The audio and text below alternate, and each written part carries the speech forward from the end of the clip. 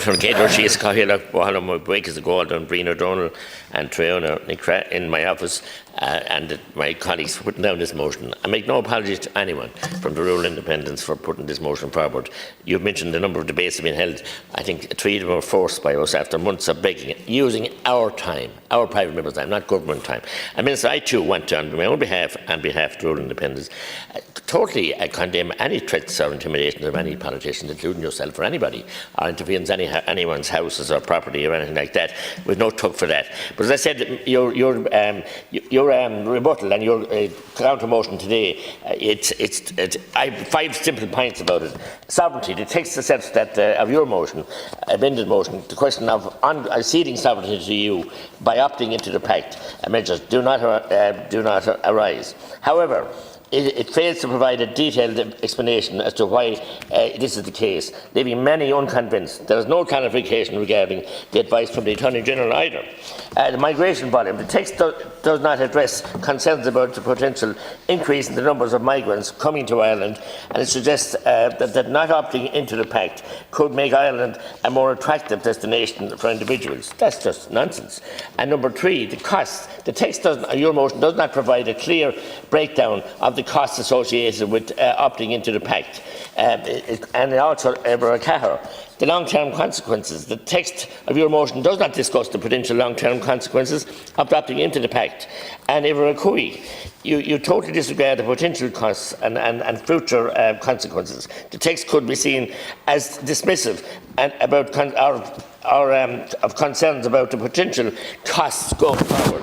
And that's what we say about your amendment here, which I hope that people will read it themselves and understand it and vote accordingly. The debate comes at a critical juncture as Irish government's gross incompetence in addressing immigration has become an international embarrassment, making headlines worldwide. We have initiated this debate because the government has thus far prevented it from taking place in the Dáil, referring it to the obscurity of a committee hearings where the government minister, and you know that minister, have a contrived majority. The government's tendency to blame others and gaslight the public, whose genuine concerns are raised, is evident. Over the past week, the government has once again demonstrated a glaring lack of competence by attempting to blame the UK government for the consequences of its Rwandan policy, leading to disillusionment amongst the Irish people who feel their concerns aren't being listened to. Ireland stands at a critical juncture with a staggering 28,875 international protection applicants housed in 282 centres as of April 17, 2024. The nation grapples with an exacerbated housing shortage and overstretched public services, leading to untenable conditions, such as migrants living in tents, and what we've seen here, what you were trying to remove this morning. And we make no apology. We're not saying that we hadn't a housing crisis or we hadn't these problems ever before the migration issue. Of course we had. But it's their ineptitude, and you're in government for 11 years, dealing with the housing crisis and dealing with so many other problems, health, education, you name it, that's causing the problem here. And this compiles in with your ineptitude dealing with this. The financial burden of the International Protection Accommodation Services, IPAS, separate from Ukrainian refugees, cost has soared from 119 million in 2021 to an alarming 653 million in 2023, projected to rise to a colossal billion by 2025. I mean, this is just untenable.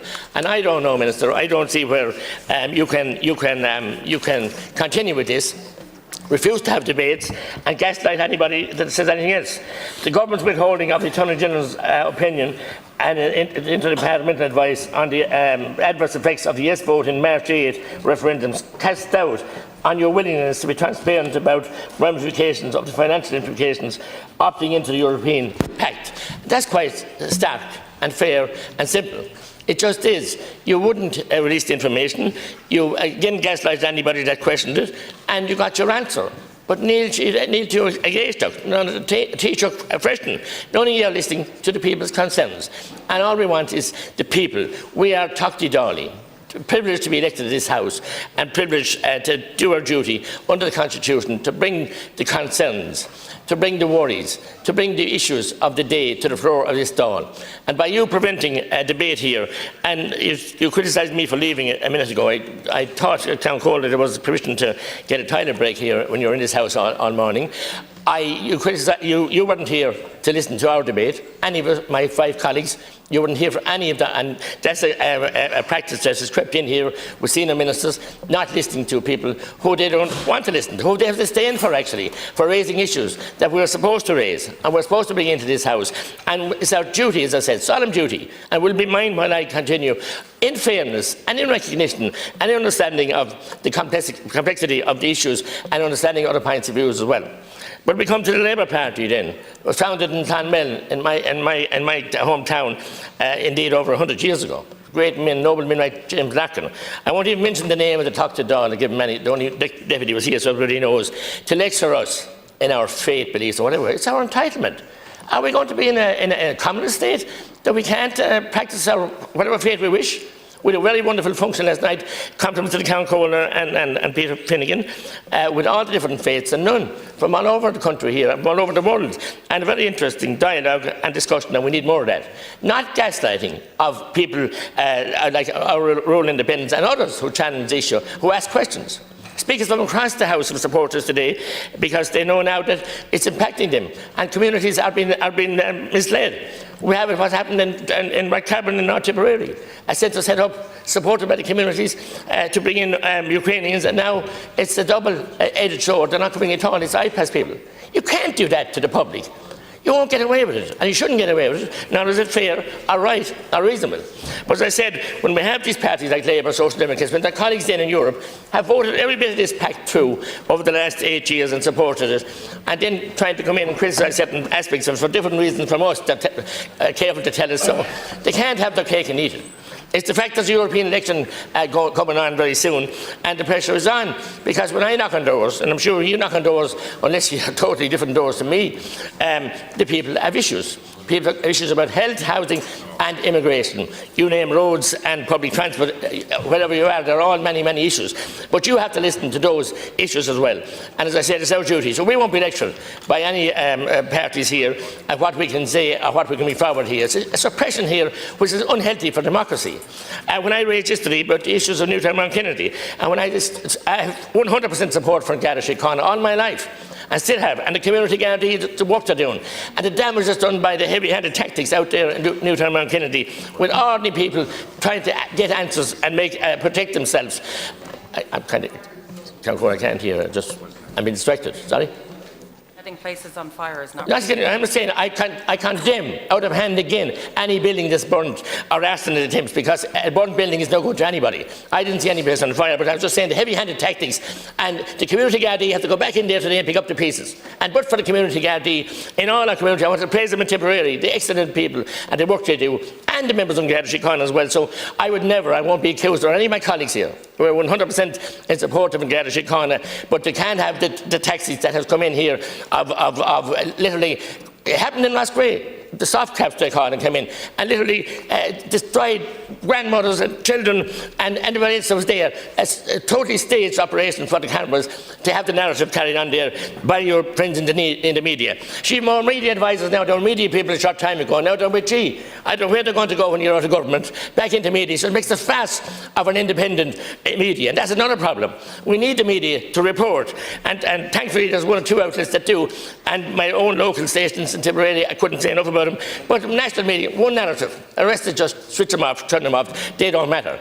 You're going to find out that the people matter, the people really matter, and that's our solemn duty is to represent the people.